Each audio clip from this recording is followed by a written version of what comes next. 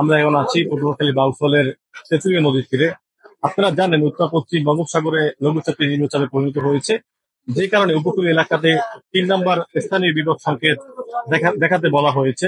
গত 3 দিন ধরে থেমে থেমে বৃষ্টিপাত হলো। গতকাল সকাল 9টা থেকে টানা বৃষ্টিপাত হচ্ছে, এর ফলে লোকালয়ে পানি ঢুকে পড়ছে। আমরা যদি একটু দেখানোর চেষ্টা করি আপনাদের, আমরা এখন আছি তেঁতুলিয়া নদী তীরের নিমদি লঞ্চঘাট এলাকায়। এখানে এখানে বেশ কিছু দোকান রয়েছে। এই দোকানগুলো আসলে এই মুহূর্তে পানি ঢুকে পড়েছে সেই সব দোকানগুলোতে। এর ফলে তারা তাদের দোকানের মালামালগুলো এখন পর্যন্ত সরাতে পারেনি।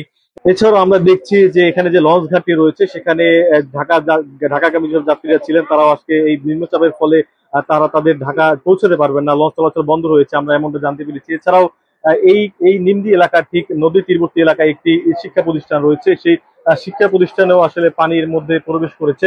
এছাড়াও এখানকার যে রাস্তাঘাট গুলো রয়েছে সেই রাস্তাঘাটেও পানি প্রবেশ করেছে। এছাড়াও বাড়িঘর, বেশ কিছু বাড়িঘরও পানি ঢুকে পানি প্রবেশ করেছে। এছাড়াও এখানকার মানুষগুলো যারা রয়েছেন, যারা নদী পথে চন্দ্রদ্বীপ ইউনিয়নের পথে যাত্রা করেন, সেসব মানুষও এই এই এই বাউফল এসে এই পারে এসে তারা আটকা পড়েছেন, যার ফলে তারা তাদের বাড়ি ফিরতে পারছেন না, যার কারণে এখানে তারা অলস সময় পার করছে, আপনারা দেখতে পাচ্ছেন এই মুহূর্তে।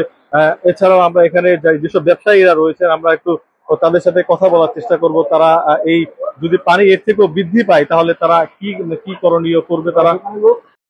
পানি এই যে আজকে সকাল 11টার দিকে থেকে বাড়া দরকার পানি, এই যে যদি পানিতে তলায় যায় তো আমাকে অনেক সমস্যা হবে, মালামাল সরাইতে পারবো না, ধারে কাছে সরানোর মতো রাস্তা দেই না, আমরা অনেক ক্ষতি হইবে।